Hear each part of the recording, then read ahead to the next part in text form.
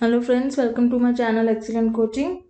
आज शुरू करेंगे टेंडेंसी टू अवॉइड फेलियर को समझने की कोशिश करते हैं। जैसे हमने टेंडेंसी टू अचीव सक्सेस का एक फॉर्मूला देखा था और वो फॉर्मूला था TS is equal to MS into PS into IS, जिसमें IS यानी कि जो इंसेंटिव ऑफ सक्सेस है उसकी वैल्यू उन्होंने ली थी 1 माइनस PS और उसमें हमने कुछ वैल्यूज पुट करी थी जिसमें अगर वेरी टफ है टास्क, वेरी टफ टास्क का मतलब अगर 0.1 वैल्यू डालते हैं और अगर वेरी इजी टास्क है 0.9 वैल्यू डालते हैं, तो दोनों ही केस में ये देखा गया था कि टेंडेंसी टू बी सक्सेसफुल जो थी वो बहुत कम थी। और ज़्यादा टेंडेंसी जो है सक्सेसफुल होने की वो तब होती है जब इंटरमीडिएट टास्क होते हैं, यानी कि जब हमने वैल्यू ली थी 0.05। ऐसे ही टेंडेंसी टू अवॉइड फेलियर में ये बोल रहे हैं कि PF लेंगे। PF क्या है? Strong when expectancy of success. PF कब स्ट्रॉन्ग होता है? जब सक्सेस की एक्सपेक्टेंसी ज़्यादा होती है। And PS is weak and vice versa. तो यहाँ पे टेंडेंसी टू अवॉइड फेलियर में क्या होता है कि हमारी PF जो है it is strong when expectancy of success is weak. मतलब हमारी जो एक्सपेक्टेंसी है फेलियर की, फेल होना, हम कितना एक्सपेक्ट करते हैं कि हम फेल हो सकते हैं, वो ज़्यादा स्ट्रांग हो जाती है हमारी एक्सपेक्टेशन जब हमारी सक्सेस होने की एक्सपेक्टेंसी वीक होती है। ऑब्वियस ही बात है कि अगर आपको लग रहा है कि आपके फेलियर के चांसेस ज़्यादा हैं, अगर आपकी एक्सपेक्टेंसी और फेलियर ज़्यादा, आपको लग रहा है कि भाई इस टास्क में तो हम पास नहीं हो सकते या इस एग्ज़ाम में नहीं हो सकते, तो उस टाइम आपकी जो सक्सेस की एक्सपेक्टेंसी है वो बहुत लो होगी।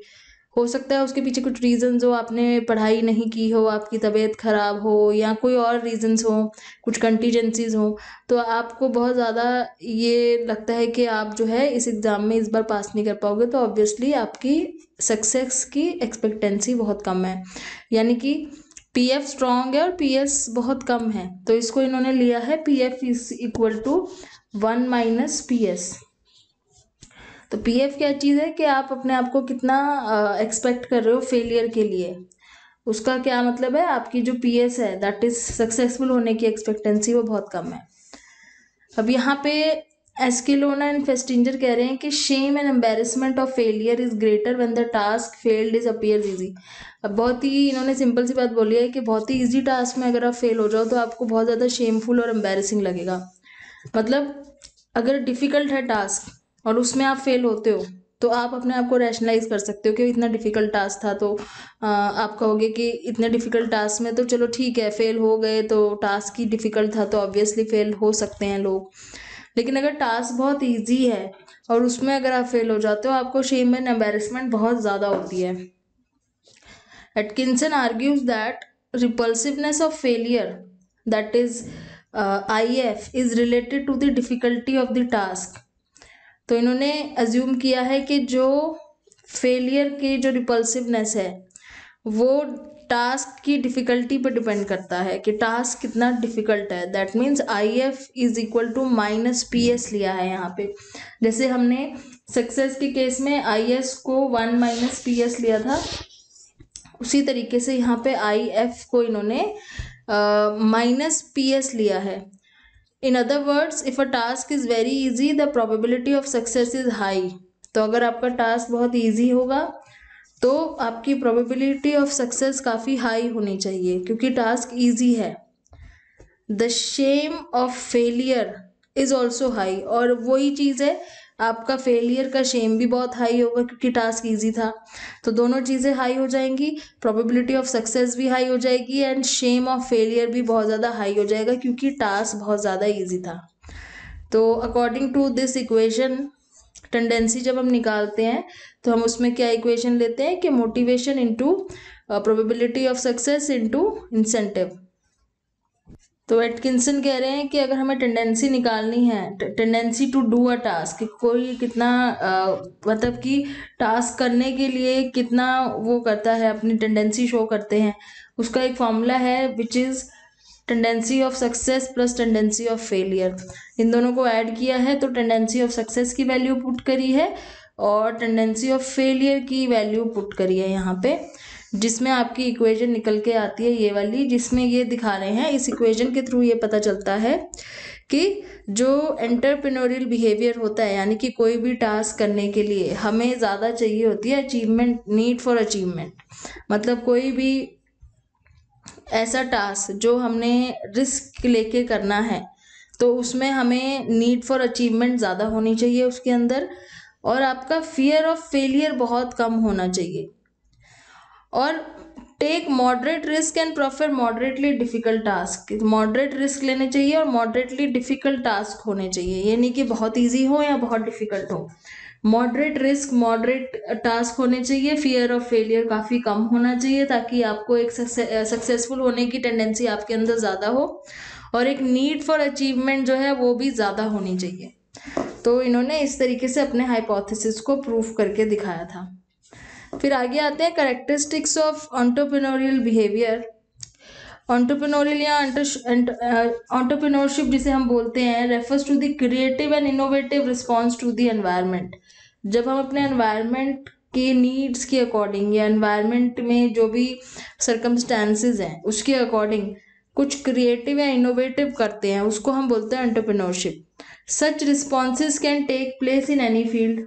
किसी भी फील्ड में वो हो सकता है, चाहे वो बिजनेस हो, चाहे वो एग्रीकल्चर हो, सोशल वर्क हो, एजुकेशन हो। मतलब कहने का ये है कि कोई भी नई चीज करना, डूइंग द न्यू थिंग्स और doing the same thing in a new way, कोई पुरानी चीज नए तरीके से करना या कुछ नया करना, दोनों ही एंटरप्रेन्योर की सिंपल डेफिनेशंस हैं एंटरप्रेन्योरशिप की। तो ऐसा क्यों है कि कुछ ही लोग सिर्फ एंटरप्रेन्योरशिप में अपने स्किल्स दिखा पाते हैं और बाकी नहीं दिखा पाते हैं? ये इंडिविजुअल डिफरेंस का क्या रीजन है? बेसिकली हमारा ये फोकस है कि क्यों ऐसा है कि हर कोई एक एंटरप्रेन्योरशिप क्यों नहीं बन सकता या एंटरप्रेन्योर क्यों नहीं बन सकता हर कोई। So there are some entrepreneurial traits. कहते हैं कि कुछ एंटरप्रेन्योरियल ट्रेड्स होते हैं जो किसी के अंदर होंगे तभी वो अपना ये स्किल शो कर पाएगा। हर कोई बिजनेसमैन नहीं बन सकता, हर कोई इनोवेटर नहीं होता, हर कोई क्रिएटर नहीं होता। तो वो कौन से ऐसे ट्रेड्स हैं? कोई ऐसा प्रोफाइल होगा आइडियल या कुछ ऐसा होगा जो एक पर्सन के अंदर हो तभी वो कुछ क्रिएटिव कर सकता है या वो आगे रिस्क लेके कुछ नया शुरू करने की उसके अंदर हिम्मत है। तो कुछ तो ऐसे ट्रेड्स होंगे। तो इसमें ये बोल रहे हैं कि ऐसा कुछ नहीं है कि मतलब एंटरप्रेन्योर जो होते हैं वो बहुत ज्यादा आउटगोइंग होते हैं या बहुत ज्यादा इंट्यूटिव होते हैं या बहुत डेयरिंग होते हैं, ऐसा कुछ नहीं है। लेकिन कुछ पर्टिकुलर कैरेक्टरिस्टिक्स इन्होंने ऑब्जर्व किए हैं उनके अंदर, और कुछ इंटरव्यूज इन्होंने लिए थे सक्सेसफुल एंटरप्रेन्योर्स के, और उनमें जर्नल इनको चीजें कुछ मिली थी जो सबके अंदर थी।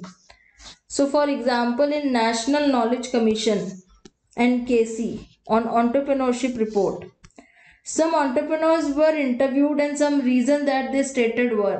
अब उन सबके कुछ कॉमन आंसर्स थे या कुछ ऐसे रिव्यूज थे या कुछ इस तरह की बातें उन्होंने बोली जो कॉमन थी, जैसे entrepreneurship offers the opportunity to create something of one's own. उन सबको ये लगता था कि एंटरप्रेन्योरशिप के थ्रू वो अपना खुद का कुछ कर सकते हैं, वो उन्हें अपॉर्चुनिटी देता है अपना खुद का कुछ क्रिएट करने का। Entrepreneurship is about the sheer joy of taking an idea and making it work. That is, it is related to intrinsic motivation. वो सारे ही लोग इंट्रिंसिकली मोटिवेटेड थे अपने आइडिया को रियलिटी में चेंज करने में। मतलब उनको बाहर से चाहे कोई भी रिवॉर्ड नहीं मिल रहा है, कोई रीइंफोर्समेंट नहीं है, लेकिन अंदर से वो इतने मोटिवेटेड है अपने खुद के आइडिया को काम में लेके आने के लिए। तो ये चीज उन सब के अंदर कॉमन थी। Third is entrepreneurship provides a constant learning experience and continuous process of growth। और उन सबको ऐसा लगता था कि entrepreneurship के थ्रू वो बहुत चीजें सीख रहे हैं और कॉन्स्टेंटली ग्रो कर रहे हैं। Entrepreneurship allows possibility for self actualization, that is it is about striving for growth, realizing one's inherent potential।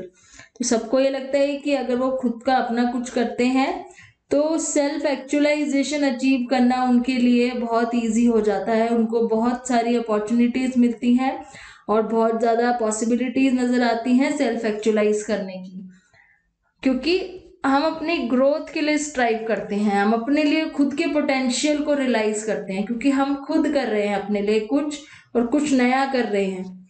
Entrepreneurship allows people to think outside the box, make thoughts work, that is it fulfills the need for creativity. और क्योंकि आप कुछ नया सोचते हो नया करने की, तो आपको आउटसाइड द बॉक्स मतलब नॉर्मल रूटीन से कुछ अलग हट के करने का मौका मिलता है और अपनी क्रिएटिविटी शो करने का।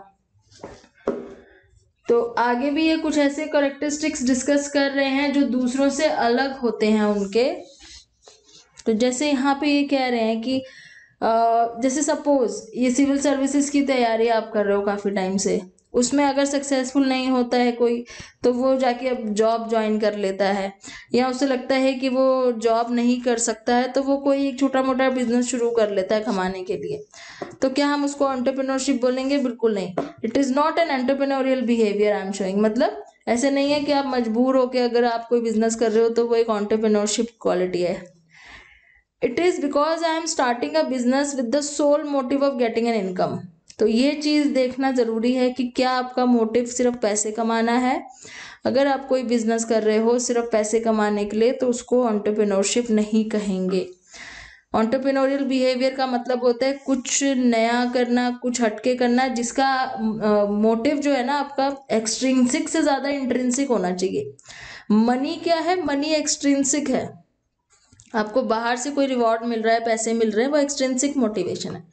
इंट्रिंसिक मोटिवेशन मतलब आपको अंदर से खुशी होती है, आपको अंदर से मन करता है कुछ करने का, तो वो आता है एंटरप्रेन्योरशिप में। कैरेक्टरिस्टिक्स ऑफ एंटरप्रेन्योर्स लिटरेचर सर्वे। तो कुछ ऐसे लिटरेचर्स हैं जिसमें कैरेक्टरिस्टिक्स ऑफ एंटरप्रेन्योर्स के बारे में डिस्कस किया हुआ है। तो जैसे Rao 1978 found entrepreneurs as aggressive, mentally hyperactive, opportunist, courageous. इस तरह के कैरेक्टरिस्टिक्स इन्होंने बताया कि एग्रेसिव का मतलब ये नहीं कि गुस्से वाले होते हैं। एग्रेसिव का मतलब अपने काम के पीछे बहुत एग्रेसिवली लगे रहते हैं, उनको अपने काम के अलावा कुछ नजर नहीं आता, उस तरीके से एग्रेसिव होते हैं, डेडिकेटेड। मेंटली हाइपर एक्टिव होते हैं, अपॉर्चुनिस्ट होते हैं, अपॉर्चुनिटी ढूंढते हैं, करेजियस होते हैं। एक्सप्लॉइटिंग मतलब रिसोर्सेज को यूज करना ढंग से उनको आता है। और प्लेजेंट पर्सनालिटी होती है, क्योंकि ऑब्वियसली उनको आगे कनेक्शंस बनाने होते हैं, तो उनको एक पर्सनालिटी बहुत प्लेजेंट चाहिए होती है। Gaikwad and Tripathi 1970 studied small entrepreneurs of Tanuku region of the west Godavari district in Andhra Pradesh and found some prerequisites मतलब उन लोगों में पहले से ये क्वालिटीज थी। इनिशिएटिव लेते थे, ड्राइव एंड हार्ड वर्क मतलब मोटिवेटेड होते थे कुछ करने के लिए। Bhattacharya and Akhori in 1975 empirically tested the entrepreneurial characteristic of small industry entrepreneurs. They found that most significant characteristics of successful entrepreneurship are again वही चीज़ है कि नीड फॉर अचीवमेंट होता है उनके अंदर, नीड फॉर पावर होता है, इंडिपेंडेंस होता है, पर्सनालिटी, मोडर्निटी, प्रोस्पेंसिटी टू टेक रिस्क लेना उनको आदत होती है, रिस्क लेने की, ले सकते हैं रिस्क। बिजनेस एक्सपीरियंस होता है, लीडरशिप क्वालिटीज़ होती हैं, एंड सिंबॉलिक और एक्चुअल रिजेक्शन बाय फादर। तो ये इन्होंने थोड़ी सी अलग चीज़ बताई है कि थोड़ा सा फैमिली में फादर से रिजेक्टेड होते हैं वो। एक्चुअल रिजेक्शन और सिंबॉलिक रिजेक्शन मतलब फील करते हैं ऐसा कि वो रिजेक्ट कर दिए गए हैं, मतलब अपनी जैसे कईयों के क्या होते हैं कि बिजनेस पहले से होते हैं, घर में फैमिली बिजनेस होता है, पर वो उसमें ना घुस के वो अपना अलग से कुछ करते हैं। तो दैट मीन्स या तो सिंबॉलिक या एक्चुअल, या तो मतलब फिजिकली एक्चुअली रिजेक्टेड होते हैं, या उनको ऐसा लगता है कि वो उस चीज में फिट नहीं हो पाएंगे जो उनके फादर का बिजनेस है। तो कुछ इंपॉर्टेंट पर्सनालिटी ट्रेट्स हैं यहाँ पे, जैसे सेल्फ कॉन्फिडेंस बहुत जरूरी है कोई भी काम अपने आप करने के लिए, रिस्क टेकिंग एबिलिटी है, flexibility, need for achievement. Internal locus of control का मतलब आप ये नहीं सोचते हो कि आपका जो फेट है उस पर डिपेंड करती है आपकी सक्सेस, वो उसको बोलते हैं एक्सटर्नल। इंटरनल मतलब आपको पता है कि आप अपने फेट को अपने आप चेंज कर सकते हो, अपनी डेस्टिनी को। Strong desire to be independent. फिर आगे कुछ और लिटरेचर सर्वे है, जैसे वेंकटपाथी in 1986 had compared the characteristics of first generation entrepreneurs and second generation। तो second generation first generation का मतलब क्या है? फर्स्ट जनरेशन मतलब जैसे किसी के पेरेंट्स फादर हैं किसी के, वो एक बिजनेसमैन है, एंटरप्रेन्योर है, फर्स्ट जनरेशन हो गया। उनका बेटा अगर सेम चीज में आता है तो वो सेकंड जनरेशन हो गया। So second generation entrepreneur are those who hail from business families. तो जैसे मारवाड़ी, बनिया, पारसी, इन सब के जो फर्दर जो नेक्स्ट जनरेशन होती है, सेकेंड जनरेशन बोलते हैं उसे, लेकिन फिर भी ये इनके बिजनेस में ना जाके, मतलब अपने एंसेस्ट्रल बिजनेस में ना जाके, they decide to start their own venture, तो वो हो जाते हैं second generation entrepreneurs. So Venkatapati found that first generation entrepreneurs are more enterprising, more social, less conventional, more open to innovative practices and have more positive self concept. तो यही देखा गया है कि जो फर्स्ट जनरेशन जो एंटरप्रेन्योर्स हैं उनमें ज़्यादा सोशल होते हैं, ओपन होते हैं आइडियाज़ को लेके, पॉजिटिव सेल्फ कॉन्सेप्ट होता है। तो इन्होंने दो जनरेशन्स को आपस में कंपेयर किया हुआ है। Next is Pathak in 1978 found that a strong desire for independence was one of the personality dimensions. तो एक बहुत स्ट्रॉन्ग डिजायर होता है इंडिपेंडेंस का। इंडिपेंडेंस क्यों? क्योंकि जैसे अगर आप जॉब करते हो, इंस्टेड ऑफ एंटरप्रेन्योरशिप आप किसी जगह पे एम्प्लॉयड हो, वहां पे आपके पास इंडिपेंडेंस नहीं होती अपने आप कुछ करने की, आपको वही करना है जो आपको बोला जा रहा है। सो सेम चीज वही है, अगर आपको इंडिपेंडेंस चाहिए, आपकी पर्सनालिटी कुछ इस तरह की है कि आप किसी के कंट्रोल में आके कुछ नहीं कर सकते, इंडिपेंडेंटली काम करते हो, तो उस तरह की पर्सनालिटी एंटरप्रेन्योरशिप स्किल में ज्यादा काम आती है। Satveer Singh in 1991 found that fast progressed entrepreneurs are emotionally stable होते हैं। इमोशनली वीक होंगे तो ऑब्वियसली बिजनेस नहीं कर पाएंगे। They are emotionally stable and have high level of self esteem. तो सेल्फ एस्टीम अच्छी होनी चाहिए। ऐसा नहीं कि रिस्क में कभी फेल हो गए और रिस्क लेने में डर रहे हैं, तो वो इमोशनली अनस्टेबल होना बिल्कुल भी नहीं सूट करता है किसी एंटरप्रेन्योर को। Then Sen and Seth in 1992 found that entrepreneurs were imaginative. क्यों इमेजिनेटिव? क्योंकि ऑब्वियसली कुछ नया कर रहे हैं तो उनकी इमेजिनेशन तो अच्छी होगी। They are cheerful, self assertive, decisive, ambitious, socially conscious, mature, integrated and self confident. तो ये इतने सारे कैरेक्टरिस्टिक्स हैं जिसकी वजह से वो इतने इंडिपेंडेंटली कुछ नया करने के लिए स्किल्ड होते हैं। अब बात करते हैं फीमेल एंटरप्रेन्योर्स की, कि फीमेल्स में क्या रीजंस होते हैं, क्यों वो अपने लिए एक अलग एकदम ही नया कुछ करने की सोचती हैं, तो उनके क्या रीजंस हैं। Shah in 1987 had divided women entrepreneurs into 3 categories. अब यहाँ पे इन्होंने 3 कैटेगरी में डिवाइड किया है वुमेन एंटरप्रेन्योर्स को। पहला है middle class and high middle income group वाले, middle and high middle income group. दूसरा कह रहे हैं women entrepreneurs coming from middle and low middle income group.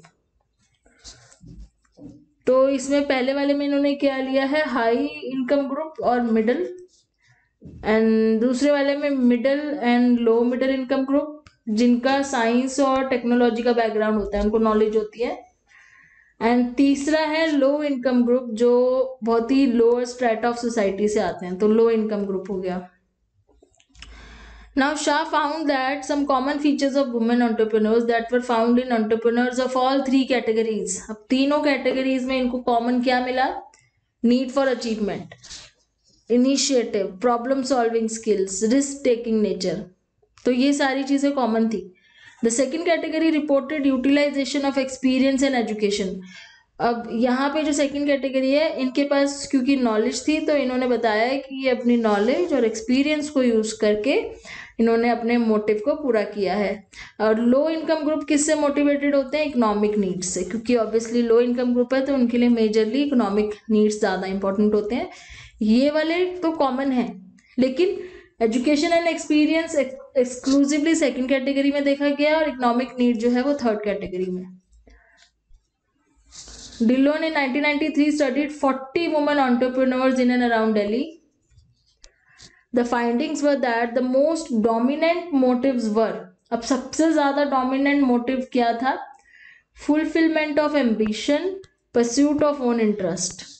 अपने ambition को पूरा करना और अपने interest को follow करना, pursue करना। The findings further reflect that women entrepreneurs have a high need for achievement, independence, orientation, ability for decision making. तो need for achievement, independence, ये सब हमने देखा पहले भी। On the whole, Rillo found that typical women entrepreneurs like the independence associated, तो mainly यहाँ पे भी देखो इंडिपेंडेंस की बात आती है कि उनको वो जो इंडिपेंडेंस मिलती है एंटरप्रेन्योरशिप के थ्रू वो उनके लिए बहुत ही मोटिवेटिंग होती है। And is a dreamer with high hopes, उनके खुद के हाई होप्स होते हैं अपने आप से, एक पॉजिटिव ओरिएंटेशन होती है अपने आप को लेके कंपटीशन की तरफ, कि वो एक self esteem self efficacy high होती है, अपने एबिलिटी पे कॉन्फिडेंस होता है उनको। KP Singh in 1993 studied women entrepreneurs in a major city of India and found the need for independence was the most prominent motive. तो जैसे यहाँ पे आपको दिख रहा है, यहाँ पे परसेंटेजेस इन्होंने दिखाई हुई है कि सबसे इंपॉर्टेंट मोटिव उनके लिए होता है नीड फॉर इंडिपेंडेंस, जो 46.5% वुमेन में देखा गया था। मतलब वो अपने खुद के बॉसेस बनना चाहते हैं, ना कि किसी के बॉस के अंडर काम करना चाहते हैं। They desire to be their own bosses और अपनी आइडेंटिटी मेंटेन करना चाहते हैं। सेकंड जो इंपॉर्टेंट मोटिव था दैट इज 21% वुमेन में था, टू प्रूव वन सेल्फ, अपने आप को प्रूव करना। देन 15% में था कि पैसे कमाने हैं। थर्ड जो उनका थर्ड इंपॉर्टेंट मोटिव था for only 15% was to earn money. मतलब this is the main motive for the only 15% women, मतलब टोटल 15% वुमेन में ही था कि उनको पैसे कमाने के लिए एंटरप्रेन्योर बनना है। 46 में था कि उनको इंडिपेंडेंट होना है, and 21% they wanted to prove themselves. Most of whom were widows and divorces.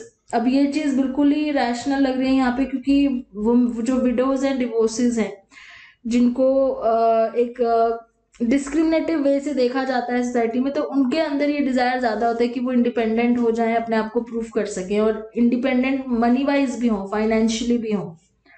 सो यहाँ पे इन्होंने लिखा हुआ है कि सब किस तरीके से गेन स्टेटस जो है वो बहुत ही कम लोगों का था मोटिव, कंपटीशन भी ज्यादा नहीं था, फिर जॉब सेटिस्फेक्शन था, लेकिन ये मेन 3 थे।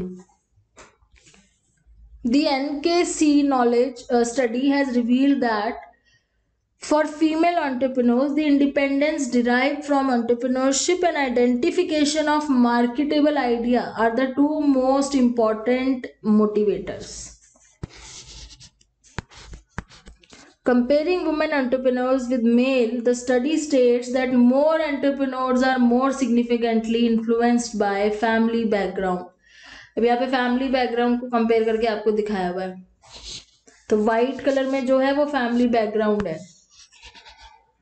तो मेल के केस में फैमिली बैकग्राउंड की परसेंटेज ज्यादा है, percentage of respondent with their family background. Female के केस में बहुत कम है। So entrepreneurs a profile, that means कि किस तरीके का उनका प्रोफाइल होता है।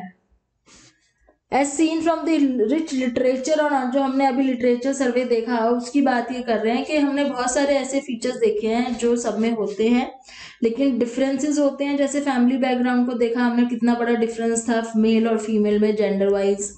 फिर क्लास का डिफरेंस आ जाता है, बिजनेस क्लास फैमिली है कि लोअर क्लास फैमिली है।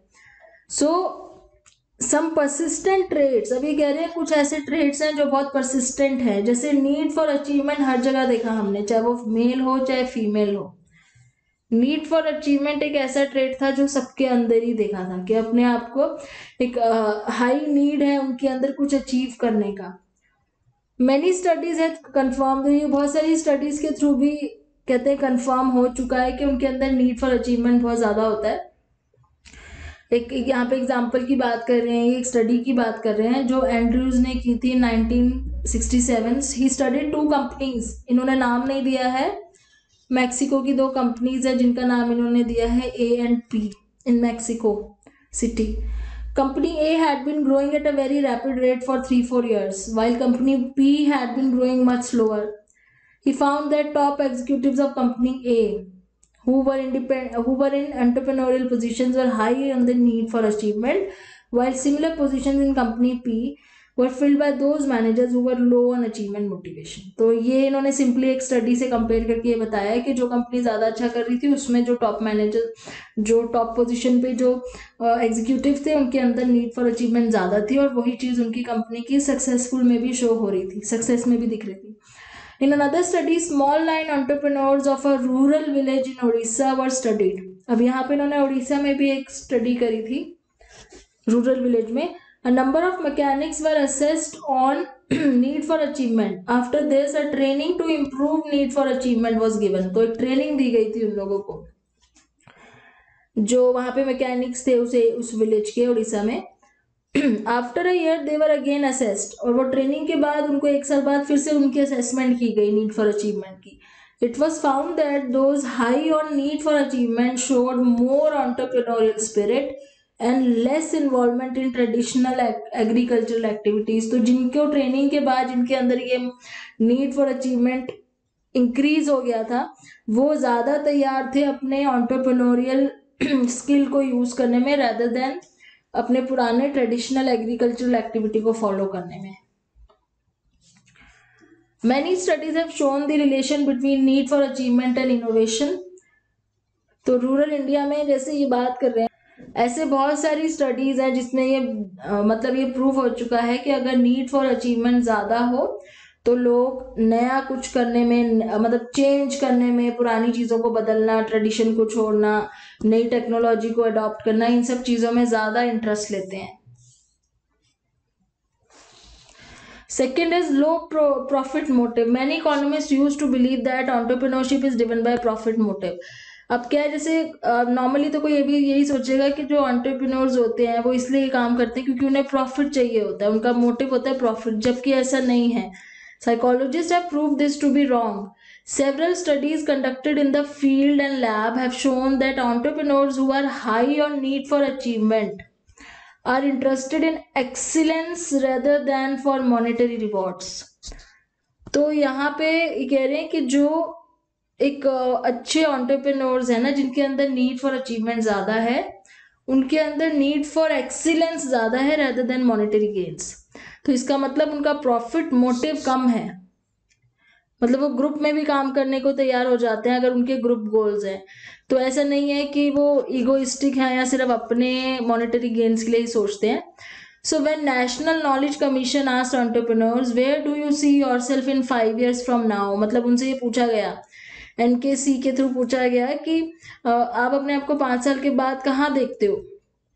तो उन्होंने क्या जवाब दिया होगा, it was discovered that most entrepreneurs envision the future of their business in terms of quality of work and nature of business rather than only in terms of turnover and profit. मतलब उन्होंने ये नहीं बोला कि हम 5 साल बाद ये देखते हैं कि हमारी इनकम इतनी होगी या हमारा टर्नओवर इतना होगा, उन्होंने ऐसा कुछ नहीं बोला. उन्होंने उल्टा ये बोला कि हमारी क्वालिटी कितनी बढ़ जाएगी और हमारे बिजनेस में और हम क्या क्या कर सकते हैं, वो चीज़ों के बारे में बताया rather than the monetary part. So in fact NKC found many motivators behind entrepreneurial behavior. तो यहाँ पे इन्होंने दिखाया भी हुआ आपको पाई चार्ट के थ्रू के और भी बहुत मोटिव हैं जिसके वजह से वो लोग काम करते हैं. जैसे इंडिपेंडेंस तो एक है ही है जिसकी हम बात कर रहे थे, ये जो वाइट वाला ब्लैंक है. फिर उनका जो अपना काम है वर्क, ये भी एक 1 of the 38% है, मतलब काफी ज्यादा है. देन आपका चैलेंज और मनी एंड क्रिएटिव एम्प्लॉयमेंट, ये सारी चीजें यहाँ पे आ जाती हैं इस डार्क सर्कल के अंदर. ये सारे मोटिव्स हैं, सिर्फ ऐसा नहीं है कि मनी है सिर्फ.